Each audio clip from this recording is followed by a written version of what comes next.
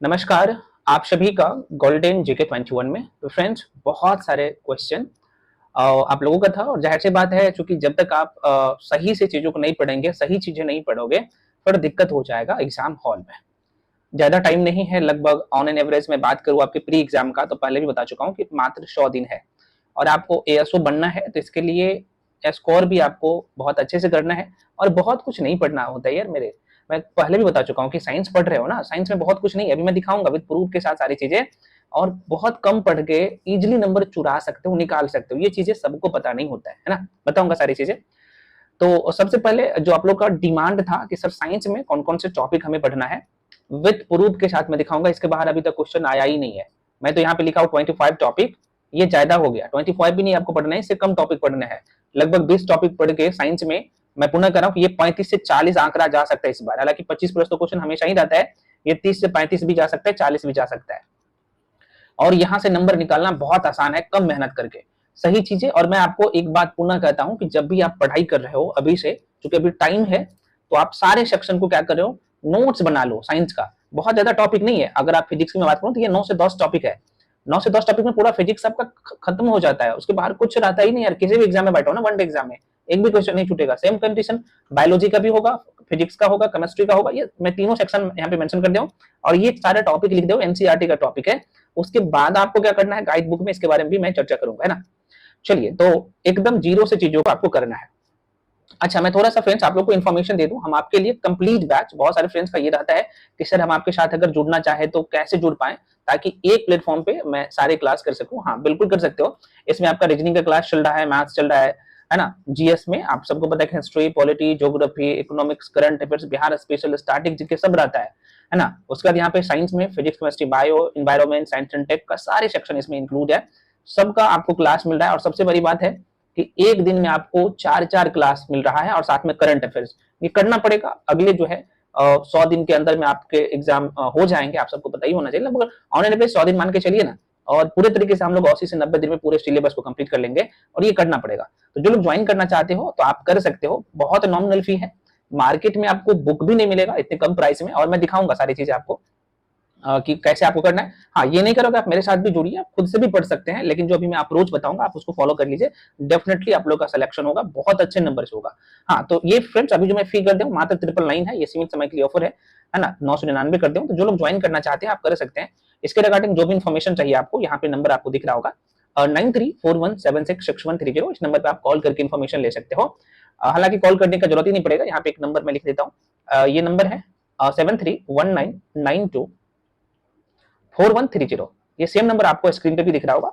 इस पे आप जैसे ही पेमेंट करके भेजिएगा, उसके बाद आपको बैच में जोड़ दिया जाएगा। क्लास ऑलरेडी शुरू है एकदम जीरो से, तो जो लोग ज्वाइन करना चाहते हो कर सकते हो। देखो, यहाँ पे कुछ लोगों का ना डाउट रहता है, क्योंकि अभी लोग ऐसा कर रहे हैं कि भाई आपको होमवर्क सीरीज दे देते हैं, पैसा ले लेते हैं। भाई यहाँ पैसा नहीं होता है। डेली आपको 4 वीडियो मिलता है, क्लास है ना, सारे सेक्शन का कंप्लीट स्टडी मटेरियल मिलता है। तो पूरा पैकेज है ना। आप ये मत सोचिए कि सर इतने कम फी में आप दे रहे हैं तो क्या सब कुछ मिलेगा मुझे। सब कुछ मेरे भाई मिल रहा है। Maths, GK, GS, reasoning, science सब मिल रहा है, करंट अफेयर्स सारे सेक्शन, ठीक है। खैर, तो जो लोग ज्वाइन करना चाहते हैं कर सकते हैं, क्लास शुरू है, ठीक है। तो आप आराम से ज्वाइन करिए। अब आ जाते हैं हम लोग टू द पॉइंट, जो बात कर रहे हैं कि साइंस में आप कैसे फुल स्कोर कर सकते हो। एक भी नंबर नहीं कटेगा, मैं पुनः करूं। हाँ, लेकिन अभी जितना बोल रहा हूं उतना कर लीजिए। सबसे पहले आप सबको मैं एक बार इसके जो सिलेबस है उससे आपको रूबरू करवा देता हूँ, याद दिला देता हूँ। और देखो, कुछ लोग बोल रहे सर बुक हम एग्जाम हॉल में कौन से बुक लेके जा सकते हैं। हाँ, परीक्षा हॉल में आप ना 3 बुक लेके जा सकते हैं, बुक ले जाने के अलाउड है ना। तो कैसे आप लेके जा सकते हो और कौन से बुक लेके जा सकते हो जो कि आपके एग्जाम के लिए इंपॉर्टेंट होगा, मैं आपको ये भी बता दूंगा, ताकि इस बुक को अभी से थोड़ा सा आप रिवीजन कर लीजिए। तो थोड़ा बहुत लगभग मैं सही बोल रहा हूँ कि 8 से 10 नंबर आप एक्स्ट्रा ला सकते हो बुक ले जाके भी। चर्चा करूंगा इसके बारे में भी। तो देखो भाई, एग्जाम का जो पैटर्न है ना, ये पैटर्न है, आप यहाँ पे देख पा रहे हैं।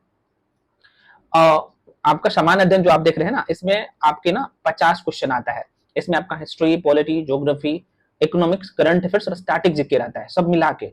यहाँ पे जो आप समान विज्ञान देख रहे हैं और समान गणित देख रहे हैं, तो ऑन एन एवरेज मैथ्स का 20 क्वेश्चन रहता है। और यहाँ पे देखा जाए तो साइंस का वेटेज बढ़ जाता है ना, लगभग 25 से लेकर 30 क्वेश्चन तक आ जा रहा है। रीजनिंग का लगभग 50 क्वेश्चन आता है। तो 2-4 नंबर, 5 नंबर, मतलब 2-4-5 क्वेश्चन इधर उधर हो सकता है। ये बेसिक बात है। अब यहाँ पे ये तो आपने सिलेबस देख लिया, ऑफिशियली सिलेबस है ना। मैं अपने मन से, ये प्री और मेंस का दोनों का सिलेबस सेम है ना। मेंस में क्या है, अच्छा थोड़ा सा आप यहाँ पे देख लीजिए समान अध्ययन में कौन कौन से सेक्शन से क्वेश्चन पूछा जाएगा। देखो एक बात ना मैं बोल रहा हूँ, करंट अफेयर्स का वेटेज थोड़ा सा अब बढ़ रहा है बिहार के एग्जाम में, तो अच्छे से पकड़ बनाना है ना, यहाँ पे इन्होंने मेंशन किया है सारी चीजें, मैं आपको बताऊंगा सब कुछ। ऐसे समान विज्ञान में, समान गणित में कहाँ से क्वेश्चन, देखो तो समान विज्ञान में इन्होंने लिखा है कि भाई हम भौतिक विज्ञान से, रसायन विज्ञान से और जीव विज्ञान से और भूगोल से, और यही कारण रहता है कि इंडियन ज्योग्राफी का वेटेज ज्यादा रहता है। खासतौर पे इंडियन ज्योग्राफी की मैं बात करूंगा अभी, एक एक करके चर्चा करूंगा, तो यहाँ से लगभग 12-15 जो क्वेश्चन रहता है यही कारण है ना। मैथ्स में अर्थमेटिक से सारे क्वेश्चन होता है, रीजनिंग में वर्बल और नॉन वर्बल दोनों से सेक्शन से क्वेश्चन रहता है। तो टू द पॉइंट अभी हम लोग जो है साइंस पे पहले चर्चा करेंगे। देखो भाई 3 सब्जेक्ट आपने देखा, फिजिक्स, केमिस्ट्री, बायो। तो अब यहाँ पे जरा सा देख लो, ये एनसीईआरटी आपको कौन कौन से पढ़ने हैं, कौन से टॉपिक पढ़ना है और कैसे पढ़ना है, जरा सा देख लीजिएगा। तो फ्रेंड्स देखिए यहाँ पे मैं लिख दिया हूँ, ये पीडीएफ आपको टेलीग्राम पे मिल जाएगा, है ना। मुझे पता है कि ये पीडीएफ का कॉपी बहुत सारे लोग करना शुरू कर देगा, जैसे मैं टेलीग्राम पे शेयर करूंगा तो करता है, मेरे नोट्स लेके ना अलग अलग पेड ग्रुप में वो लोग बेच रहे हैं। तो भाई मैं बार बार आपको बता रहा हूँ कि सिर्फ नोट्स से आपको कोई फायदा नहीं मिलने वाला है, क्योंकि नोट्स में बहुत सारी चीजें शॉर्ट फॉर्म में है, तो जब तक आप वीडियो नहीं देखिएगा ना फिर नहीं फायदा होगा, है ना। क्योंकि वीडियो में डायग्रामिकली पिक्टोरियल फॉर्म में सब कुछ समझाया गया है, तो जो लोग भी बेच रहे हैं उनसे बच्चों, है ना। आपको तो 400-500 में सारे नोट्स दे रहा है, लेकिन आपको फायदा नहीं मिलेगा। कारण क्या है कि उसमें बहुत सारी चीजें शॉर्ट फॉर्म में है, तो जब तक आप वीडियो नहीं देखिएगा, video in the sense complete class जो करवाया हूँ, तब बहुत सारी चीजें आपको समझ में नहीं आएगा, इसलिए उनसे बचना है। खैर अब यहाँ पे देखो आपका एनसीईआरटी पूरे तरीके से तैयार होना चाहिए। 9th और 10th क्लास की एनसीईआरटी मैं पुनः कह रहा हूं, अगर कोई भी कुछ बोल रहा है उनसे दूर रहो, इसका लैंग्वेज टफ होता है और यही लैंग्वेज आपके पेपर में आता है, तो तैयार कर लेना है। तैयार करने का तरीका क्या होना चाहिए अभी मैं बताऊंगा। तो देखो ये मैं यहाँ पे लिख दिया हूँ 9th क्लास की साइंस का जो है मैं बात कर रहा हूँ 9th क्लास की जो है एनसीईआरटी। तो इसमें 3 खंड है ना, आप लेंगे तो आपको पता लग जाएगा। देखो यहाँ पे रासायनिक विज्ञान है, हालांकि मैं अलग अलग करके टॉपिक लिख दिया हूँ, अगर आप बुक में देखेंगे तो एक ही में सबको सान बांट दिया गया है। तो ये पहले 9th क्लास का देखते हैं, उसके बाद मैं आपको 10th क्लास का दिखाऊंगा, ठीक है। तो 9th क्लास में फ्रेंड्स आपको दिख रहा है ना, एक मिनट में चेक कर लेता हूँ, हाँ दिख रहा है। तो 9th क्लास में क्या है, तो सबसे पहले आपको ना केमिस्ट्री दिखेगा, रासायनिक विज्ञान दिखेगा। इसमें टोटल 4 चैप्टर है। पहला जो चैप्टर है आप यहाँ पे देख पा रहे हो, हमारे आसपास के पदार्थ, अभी मैं दिखाऊंगा सारे किस टाइप का क्वेश्चन रहता है। दूसरा चैप्टर रहता है आपके आसपास के शुद्ध पदार्थ, है ना, या फिर शुद्ध पदार्थ ऐसे बोल सकते हो। उसके बाद ये बहुत इंपॉर्टेंट होता है परमाणु और अणु, और उसके बाद चौथा चैप्टर है परमाणु संरचना। मैं बोलूं तो ये जो 4 चैप्टर देख रहे हैं ना फिजिक्स का, लगभग आपके एग्जाम में 8-9 क्वेश्चन आता है, तो 4 से 5 क्वेश्चन ना सिर्फ ये यहाँ से आता है, ये जो आप चैप्टर देख रहे हो यहाँ से, ठीक है। उसके बाद ये 9th क्लास के अभी है। उसके बाद दूसरा जो खंड है आप लोग का भौतिक विज्ञान दिखेगा। भौतिक विज्ञान में मोशन, गति, उसके बाद बल, गति के नियम, है ना, आप सबको पता है, गुरुत्वाकर्षण, ग्रेविटेशन, उसके बाद यहाँ पे कार्य और ऊर्जा, उसके बाद यहाँ पे साउंड। यहाँ पे कुछ टॉपिक मिसिंग है जो कि आपको एक्स्ट्रा एड ऑन करना है, इसमें मैं बताऊंगा। तो ये 9th क्लास के एनसीईआरटी का फिजिक्स का है, कवर करना है, कैसे करना है। और यहाँ पे फिजिक्स में बात करूं तो लगभग यहाँ से भी 4 से 5 क्वेश्चन इस ये जो 9th क्लास की एनसीईआरटी, ये 4 चैप्टर से रहता है, कभी कभी 5 से 6 भी हो जाता है, ठीक है। ये जो आप देख रहे हो जीव विज्ञान, तो यहाँ पे जो 9th क्लास की है ना, 9th क्लास की एनसीईआरटी बता रहा हूँ, अभी मैं आपको 10th क्लास की एनसीईआरटी के बारे में भी बताऊंगा। तो इसमें अगला चैप्टर है यहाँ पे जीवन की मौलिक इकाई, है ना, खासतौर पे इसे ये जो है ना सेल है, कोशिका के बारे में यहाँ पे आपको बताया जाता है, ठीक है, कोशिका। और यहाँ पे बेसिक चीजें बताया गया, आपको थोड़ा सा इससे ना अप लेवल जाना होता है। उसके बाद यहाँ पे एक चैप्टर है कोशिका के बाद ऊतक है ना, ऊतक मतलब टिश्यू। इसमें जो है एनिमल टिश्यू और प्लांट टिश्यू, है ना, कोशिका ऊतक और जंतु ऊतक दोनों के बारे में पढ़ना है। 9th क्लास के एनसीईआरटी में भी दिया गया है, चर्चा में करूंगा। तो ये उसके बाद यहाँ पे है जीवों में विविधता, यहाँ से भी 2 से 3 क्वेश्चन, तो यहाँ से मैं बात कर लूं तो लगभग 3 से 4 क्वेश्चन यहाँ से आता है। तो ये 9th क्लास के एनसीईआरटी का टॉपिक है, ठीक है। अब यहाँ पे 10th क्लास का देख लो। 10th क्लास का सबसे पहले आप यहाँ पे चर्चा कर लो एक बार, रासायनिक अभिक्रिया, केमिकल रिएक्शन, इतना इंपॉर्टेंट चैप्टर होता है कि मत पूछे। उसके बाद अम्ल, क्षार, लवण, धातु, अधातु, कार्बन यौगिक, तत्वों का वर्गीकरण, यहां से आपका पूरा काम हो जाता है।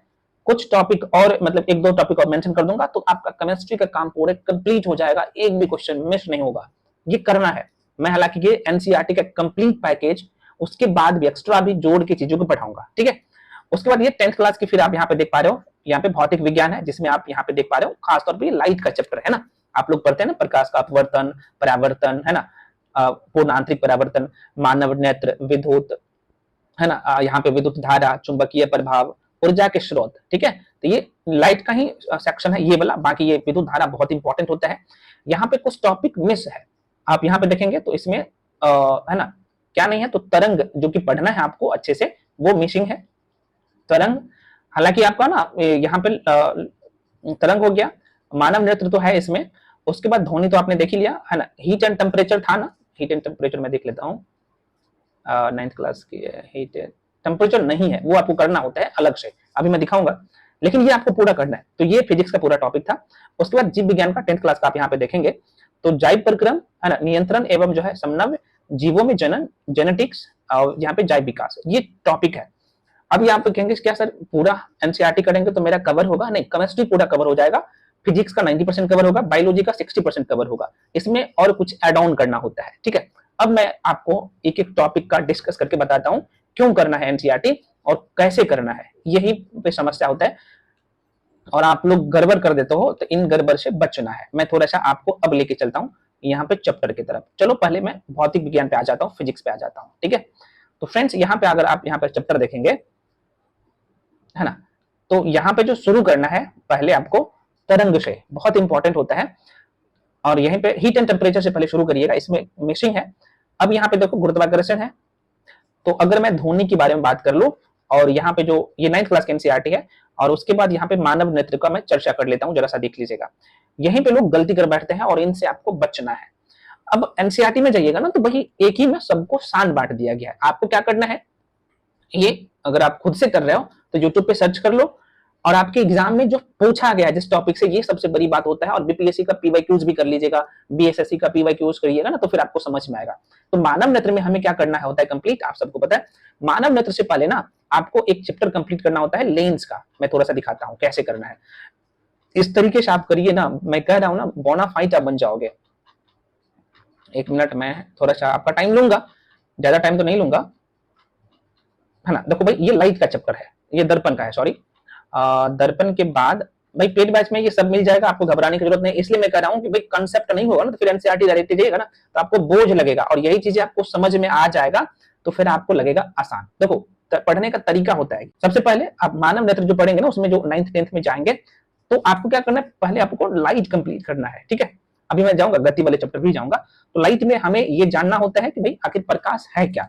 प्रकाश के गुण देखेंगे, प्रकाश के स्रोत, प्रकाश के परावर्तन, प्रकाश के अपवर्तन, प्रकाश के पूर्ण जो है आंतरिक परावर्तन, प्रकाश के विकिरण सॉरी विक्षेपण, प्रकाश के प्रकीर्णन और प्रकाश के विवर्तन, ये सब पढ़ना होता है। ये बहुत ज्यादा नहीं होता है, अगर आप सही से पढ़ेंगे, इधर उधर की क्लास में बात ना हो, तो मैं कहूंगा ये 35 से 40 मिनट में पूरे टॉपिक के पढ़ सकते हो। थोड़ा सा देखो, पहले आपको क्या करना है, प्रकाश के बारे में बेसिक डेफिनेशन विथ डायग्रामिकली आपको समझना है, ठीक है। प्रकाश के गुण को देखना है, प्रकाश की प्रॉपर्टी की मैं बात कर लूं तो प्रकाश जो है ना कौन से प्रकृति जो है प्रकृति को प्रदर्शित करता है, ये आपको पता होना चाहिए, है ना। प्रकाश के तरंग सिद्धांत, बेसिक बात है, ये एनसीईआरटी में कुछ चीजें मिसिंग आपको दिखेगा।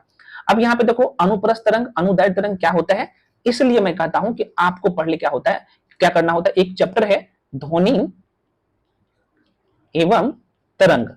एनसीईआरटी फिर बोझ नहीं लगेगा, आपको हलवा लगेगा, आपको लगेगा कि भाई एनसीईआरटी तो कुछ है ही नहीं।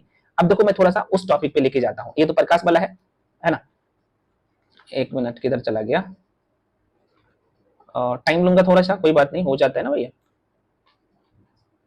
एक मिनट, ये गुरुत्वाकर्षण पे हम लोग आ गए, हाँ आ गए यहाँ पे heat and temperature. Just wait, video थोड़ा सा बड़ा होगा तो आप लोग को घबराना नहीं है, एक मिनट। अब देखिए आपको क्या करना है, पहले ये चैप्टर को पूरा करना है, उष्मा और ताप, हीट एंड टेम्परेचर। यहाँ से बेसिक बेसिक क्वेश्चन आता है, लेकिन आपको अच्छे से तैयार कर लेना है ना कि भाई यहाँ पे दोनों में अंतर क्या है, ताप और उष्मा में क्या अंतर है, डायग्राम से बाबू समझ लेना है, ठीक है। उसके बाद यहाँ पे सेल्सियस, केल्विन, फ़ारेनहाइट, रूमर, है ना, इसका न्यूनतम बिंदु क्या होता है ना, उच्चतम बिंदु क्या होता है, जिसे हिमांक में बोल रहा हूँ, हिमांक बोल रहा हूँ, तो हिमांक क्या होता है ना, कथनांक बिंदु क्या होता है, सबका। और इसका न्यूमेरिकल ना कभी कभी डिग्री सेल्सियस से केल्विन में पूछ देता है, केल्विन से फ़ारेनहाइट में पूछ देता है कन्वर्ट करने के लिए। तो ये अब आपका बेसिक समझ हो जाएगा ना, इसी से सब निकल जाता है, मैं तरीका बता रहा हूँ, है ना, बहुत आसान है, ठीक है।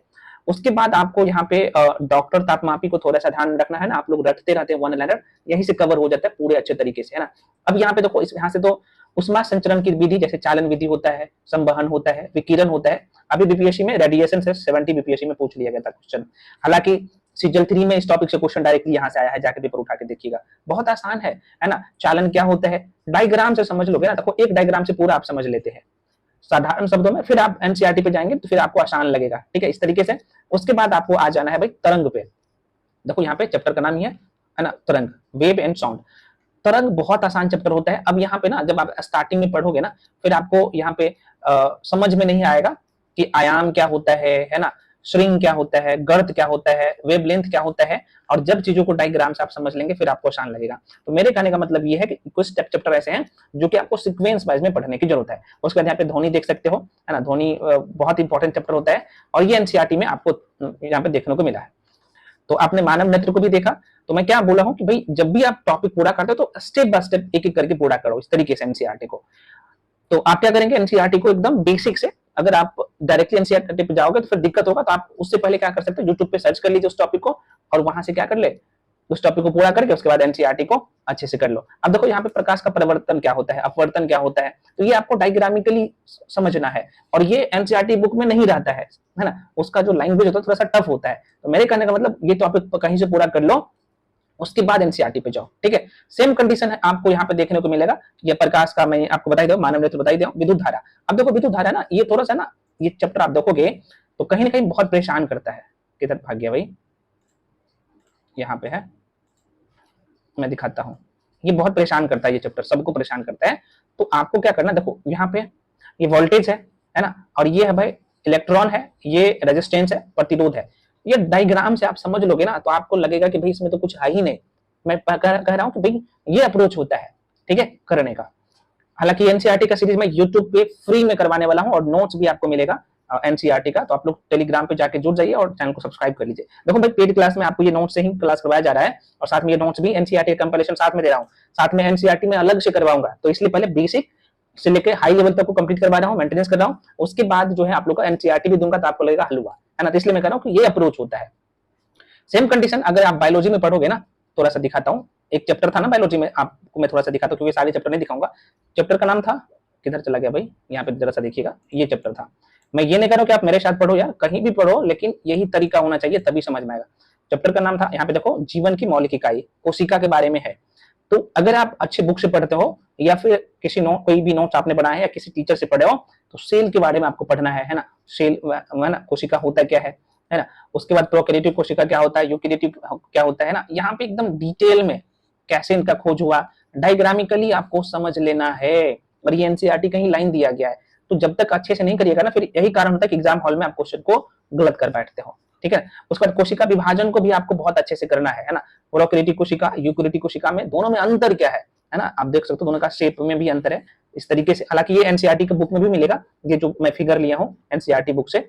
उसका सेल डिवीजन एक चैप्टर होता है, कोशिका का जो अलग अलग भाग होता है, कोशिकांग जिसे हम लोग कहते हैं, कोशिका के अंदर होता है, ये सब आपको कवर करने होते हैं, है ना, इस तरीके से। तो आप करिए, मैं यकीन दिलाता हूं कि भाई आपका जो साइंस वाला सेक्शन है बोनाफाइड हो जाएगा, और बहुत अच्छे करेंगे आप। मैं कुछ चैप्टर और दिखाता हूं आपको, ज्यादा टाइम ले लिया हूं आप लोगों का, नहीं लूंगा अब। एक जैसे यहाँ पे आप देख सकते हो, ये चैप्टर का नाम है यहाँ पे पदार्थों, है ना, हमारे आसपास के पदार्थ, शुद्ध पदार्थ, ये अणु, परमाणु, परमाणु संरचना। अब देखो आप बेसिक चीजें जो आप कवर करते हैं ना, तो मैं आपको कार्बनिक रसायन में आप लोग थोड़ा सा देखिए, है ना। जैसे रसायन को हम लोग पढ़ते हैं ना, तो ये अलग अलग सेक्शन में बांट के पढ़ते हैं ना। जैसे भौतिक रसायन हो गया, कार्बनिक रसायन हो गया, अकार्बनिक रसायन हो गया, है ना, और इसका अलग अलग ब्रांचेज है। तो आपको शब्द नहीं पढ़ना होता है जो आपके एग्जाम में है, खासतौर पे जो कार्बनिक रसायन से क्वेश्चन पूछे जाते हैं यहाँ पे, अकार्बनिक रसायन से, है ना। इसके अंतर्गत आपको मैं बता दूं, यहाँ पे आप देखेंगे यौगिक हो गया, निर्जीव पदार्थ हो गया, उसका अध्ययन किया जाता है, धातु, खनिज, साइल, रेडियो सक्रियता, यहाँ से मैक्सिमम लगभग 60% क्वेश्चन आता है ना। और इसी को हम लोग क्या करते हैं, रटते हैं। जैसे भौतिक परिवर्तन हो गया, रासायनिक परिवर्तन हो गया। तो ये जो पहला चैप्टर था एनसीईआरटी का, मैं जो आपको यहाँ पे दिखाया था, ये जो है ये दोनों चैप्टर है ना, हमारे आसपास के पदार्थ और जो शुद्ध पदार्थ है, यहीं से कवर हो जाता है ना। तो इस तरीके से आपको करना है। उसके बाद जैसे आप यहाँ पे देख पा रहे हैं पदार्थ की अवस्थाएं, ये पहले चैप्टर का ही है, आपने देखा। तो इस तरीके का क्वेश्चन रहता है, एनसीईआरटी में भी आपको दिख जाएगा। तो एनसीईआरटी में आपको डायग्राम सारे नहीं दिखेगा, साधारण शब्दों में नहीं दिखेगा, तो इसके लिए आपको करना पड़ेगा खुद से। तो मैं पुनः कर रहा हूं, अच्छा बुक कौन सा करें इसके लिए, मैं पुनः कर रहा हूं, बुक के लिए आप लुसेंट प्लस एनसीईआरटी। एनसीईआरटी कब कवर करेंगे, जब आप उस टॉपिक को जो एनसीईआरटी में दिया गया है खुद से, या तो यूट्यूब से पूरा करिए, या फिर किसी टीचर के पास पढ़े हो ना, तो जैसे हमारे आसपास के पदार्थ है, तो इसमें हमें पदार्थ के बारे में जानना होता है, खासतौर पे परमाणु क्या होता है, अणु क्या होता है, तत्व क्या होता है, यौगिक क्या होता है, बहुत अच्छे से समझ होना चाहिए, बहुत अच्छे से मतलब कि बेसिक चीज है। उसके बाद यहाँ पे परमाणु संरचना, एटॉमिक स्ट्रक्चर के बारे में आपको पढ़ना होता है। मैं थोड़ा सा दिखाता हूँ। तो देखो यहाँ पे चैप्टर है ना, यहाँ पे धातु अधातु यहाँ पे पढ़ लेते हो, एटॉमिक स्ट्रक्चर, देखो यौगिक के बारे में इस तरीके से मैं दिखाता हूँ। तो आप जब करेंगे ना यार अच्छे से, फिर आपको ये लगेगा आसान। देखो भाई, ये परमाणु संरचना है ना, परमाणु संरचना जो चैप्टर था ये 9th क्लास की एनसीईआरटी में था, 10th में था केमिकल रिएक्शन। तो जब तक आप ये वाला चैप्टर आपका अच्छा नहीं होगा तो फिर आपका दिक्कत होगा चीजों को करने में, ठीक है। तो वीडियो बड़ा हो गया फ्रेंड्स, मेरे कहने का मतलब ये था कि आप लोग ना चीजों को अच्छे से करिए, जब तक नहीं करोगे तो दिक्कत होगा। तो पहले बेसिक पूरा करिए, उसके बाद एनसीईआरटी पे जाइए। तो एनसीईआरटी आपको ना बर्डन नहीं लगेगा, फिर लगेगा कि भाई एनसीईआरटी तो आसान है ना, इस तरीके से आपको करना है। तो अब यहाँ पे आप देख पा रहे हो, जैसे रसायन में जो है, रसायन विज्ञान में आपको जो चैप्टर कंप्लीट करने हैं, देखो ये सामान्य रसायन में ये एक ही चैप्टर का है ना। यहाँ पे देख सकते हो, जैसे ये पदार्थ अन्य पदार्थों के वर्गीकरण है ना, उसके बाद यहाँ पे पदार्थों में होने वाले कौन कौन से परिवर्तन, भौतिक परिवर्तन, तत्व, यौगिक मिश्रण, ठोस, द्रव, गैस, ये सब जो टॉपिक के अंदर है सब टॉपिक मेंशन कर दिया हूं। उसके यहाँ पे परमाणु संरचना है, उसके बाद यहाँ पे रासायनिक बंधन है, रेडियो सक्रियता, यहाँ से क्वेश्चन आता है, विलियम को पढ़ना होता है, गैस के नियम को छोड़ सकते हो, अम्ल क्षार लवण पढ़ना होता है ना। उसके बाद यहाँ पे आप ईंधन को पढ़ेंगे, आवर्त सारणी को पढ़ेंगे जो कि आपके उसमें था सिलेबस में। उसके बाद यहाँ पे मानव निर्मित पदार्थ और धातु अधातु, यहाँ पे आप देख सकते हो। ये कंप्लीट टॉपिक है, स्क्रीनशॉट ले लीजिए यहाँ से, ताकि आपका भाई यहाँ पर सारी चीजें कवर हो जाए। उसके बाद फिजिक्स में बात कर लो, थोड़ा सा आपको दिखा देता हूं। तो फिजिक्स में भी आप देख सकते हो ये पूरा चैप्टर है जिसे आपको पूरा करना होता है। अब यहाँ पे मैं यांत्रिकी जो बोला हूं ना, तो यांत्रिकी में देखो कितना टॉपिक है ना। यहीं पे लोग गलती करते हैं यार, पूरा नहीं करते। तो यांत्रिकी में ना आपको गति के बारे में पढ़ना होता है ना, गति वेग है ना, प्रक्षेप गति, उत्तोलक क्या होता है, न्यूटन के गति के नियम, कार्य शक्ति, ऊर्जा, गुरुत्वाकर्षण, वृत्तीय गति और सरल गति। ये बहुत ज्यादा नहीं होता है, मुझे लगता है ना 3 से 4 क्लास में ये पूरा हो जाता है। छोटे छोटे टॉपिक है, यहाँ से क्वेश्चन आता है, बाकी तो आपने देख ही लिया था ना। यहाँ पे मैं थोड़ा सा दिखाता हूँ है ना, जिसमें ये हीट और टेम्परेचर एक ही मेंशन कर दिया हूं, तरंग है ना, ध्वनि, प्रकाश में। अब यहीं पे देखा जाए तो 3 टॉपिक है। एक तो आप लोग का लाइट हो गया प्रकाश की में, उसके बाद आपका लेंस हो जाता है ना, उसके बाद मिरर हो जाता है, पहले मिरर पढ़ते हैं उसके बाद लेंस पढ़ते हैं हम लोग, लेंस पढ़ते हैं और मानव नेत्र पढ़ते हैं। लगभग 4 टॉपिक इसके अंतर्गत आ जाता है। उसके बाद विद्युत धारा, विद्युत चुंबक, आधुनिक फिजिक्स में बेसिक सा लगभग 1-2 क्लास में आपका काम हो जाएगा। इतना ही करना होता है। सेम कंडीशन बायोलॉजी में भी करना होता है। मैं सारा टॉपिक का लिस्ट ऑलरेडी मैं टेलीग्राम पे दे दिया हूँ। तो मेरे कहने का मतलब ये है, तो भाई इससे कंक्लूजन ये निकला है कि सर पहले मुझे फिजिक्स का, अब यहाँ पे बुक के लेकर मुझे पता है कि कुछ लोग पूछेंगे सर बुक तो आपने बताया नहीं, मैं पहले बोल रहा हूँ भाई आप तो या तो लुसेंट का बुक ले सकते हो फिजिक्स का, सॉरी साइंस में है ना, या फिर अब यहीं पे समस्या आता है ना कि जब आपका बेसिक सही नहीं है तो किसी टीचर से नहीं पढ़ोगे फिर दिक्कत होगा। इसलिए मैं कह रहा हूँ कि यूट्यूब पे भी बहुत सारे टीचर का वीडियो पड़ा हुआ है। अगर आप चाहते हैं कि हम किसी का पेड कोर्स ना ले तो वहां से पढ़ सकते हो। ये जो चैप्टर बताया हूँ उसे पूरा करिए, उसके बाद जाके एनसीईआरटी पूरा कर लीजिए। एनसीईआरटी का ये जो टॉपिक है ये लिस्ट में, हालांकि ये मैं यूट्यूब पे फ्री में पढ़ाऊंगा एनसीईआरटी का और इसका नोट्स भी दूंगा, लेकिन ये बहुत जल्द शुरू हो जाएगा है ना, पूरा प्रॉपर नोट्स मिलेगा। तो ये आपको पहले कर लेना है, बेसिक पढ़ लेना है। इसे पूरा करिए ना, मैं पुनः कर रहा हूँ आपका बोनाफाइड हो जाएगा फिजिक्स। तो मैं पुनः कर रहा हूँ फिजिक्स केमिस्ट्री बायो तीनों बोनाफाइड हो जाएगा। तो बुक के लिए या तो लुसेंट ले सकते हो या दृष्टि पब्लिकेशन की बुक आती है, स्पेशल साइंस का बुक आता है, तो उसमें से किसी को ले सकते हो। अब यहाँ पे समस्या आता है कि सर हम प्रैक्टिस कहाँ से करें साइंस के लिए या बाकी सेक्शन के लिए। तो भाई प्रैक्टिस के लिए ना आपको घटना चक्र प्रवलोकन की जो बुक आती है साइंस का स्पेशल है ना, इसमें तीनों सेक्शन रहता है, फिजिक्स केमिस्ट्री बायो। मेरे पास अगर होगा तो मैं दिखाता हूँ। हाँ यहाँ पे अच्छा इस तरह का रहता है। ये तो पुराना वाला है, 2022 से वाला एडिशन है ना, 2024-25 वाला आ गया है। अगर आपके पास 2022 वाला ही है, पुराना भी है, 2021 वाला भी है, तो उसी को करिए। ऑब्जेक्टिव आप यहीं से लगाइए, कहीं इधर उधर मत भटकिए। थ्योरी के लिए मैं 2 सोर्स बताया हूँ, एक आपको पुनः कराऊं, जो करना है वो करना है एनसीईआरटी, और दूसरा करना है आपको गाइड बुक, या फिर किसी टीचर के पास पढ़ रहे हो तो आपको गाइड बुक पढ़ने की जरूरत नहीं पड़ेगा। मुझे पता है कि अच्छे टीचर होंगे तो आपको पूरे तरीके से कवर करवा देंगे टॉपिक को, और उसके बाद आपको सिर्फ तब क्या करना होता है, घटना चक्र लगाना होता है। अगर एनसीईआरटी मिक्स करके पढ़ा देगा फिर आपको एनसीईआरटी पे पढ़ने की जरूरत नहीं पड़ेगा, है ना। तो ये अप्रोच होता है। तो मेरे कंडीशन में क्या होता है, मैं जो आप लोगों को पढ़ाता हूँ तो ऑलरेडी उसमें एनसीईआरटी का कंपाइलेशन रहता है ना, मैं आपको दिखाया हूँ ना सारी चीजें। और इतना फैक्ट कहाँ से एनसीईआरटी में रहेगा, एनसीईआरटी में नॉमिकल अगर बनाने जाओगे तो आपको नहीं बनेगा, लेकिन मैं पढ़ा देता हूँ, ये सब आपको मिल जाता है, इस तरीके से सारे नोट्स मिल जाता है। हालांकि मैं एनसीईआरटी अलग से उसके बाद भी पढ़ाऊंगा पेड बैच में, आपको मैं बताया हूँ ना पहले। अभी मैं पुनः करूँ, जो लोग ज्वाइन करना चाहते हो तो ज्वाइन कर सकते हो, बहुत नॉमिनल फी है और पूरे तरीके से आपको कवर करना है ये सारे सेक्शन को। फ्रेंड्स मिलते हैं अगले वीडियो में। इसके बाद भी जो भी डाउट या कंफ्यूजन रह जाता है तो आप लोग कमेंट सेक्शन में कमेंट करके पूछ सकते हो, ठीक है, स्वतंत्र है आप। जीके जीएस का और करंट अफेयर्स का भी आपको चाहिए कि हमें कैसे करना चाहिए, तो और कमेंट सेक्शन में बताइएगा, मैं आपको बता दूंगा। मिलते हैं फ्रेंड्स अगले वीडियो में। मैं पुनः कर रहा हूँ, टेलीग्राम पे जाके जुड़ जाइए, बहुत सारे नोट्स आपको टेलीग्राम पे फ्री में मैं प्रोवाइड करवाता हूँ। टेलीग्राम का लिंक ऑलरेडी मैं वीडियो के डिस्क्रिप्शन बॉक्स में दे चुका हूँ। और हाँ, कुछ लोग बोल रहे थे कि सर होमवर्क सीरीज शुरू कर दीजिए। भाई होमवर्क सीरीज मैं आपको फ्री में पढ़ा रहा हूँ, है ना, वो दे रहा हूँ। टेलीग्राम उसके लिए अलग से ग्रुप बना दिया हूँ, डेली उसमें क्लास का जो है शेड्यूल जाता है, मतलब कि कौन कौन से पर डे आपको क्लास करना है, मैथ्स में क्या पढ़ना है, रीजनिंग में क्या पढ़ना है, जीके में क्या पढ़ना है, वो शेड्यूल मैं फ्री में करवाता हूँ। उसके लिए पैसे देने की जरूरत नहीं है ना, वो मैं आपको फ्री करवा देता हूँ। तो आप लोग ज्वाइन कर लीजिए। उसके लिए भी टेलीग्राम का लिंक मैं इसी वीडियो के होमवर्क सीरीज का दोनों टेलीग्राम जाके ज्वाइन कर लीजिएगा। दोनों जगह शेड्यूल दे देता हूँ, लेकिन होमवर्क सीरीज को आप लोग ज्वाइन कर लीजिएगा, फ्री है। पेड बैच में जो आना चाहते हो आ सकते हो, मैं आपको बता ही दिया हूँ।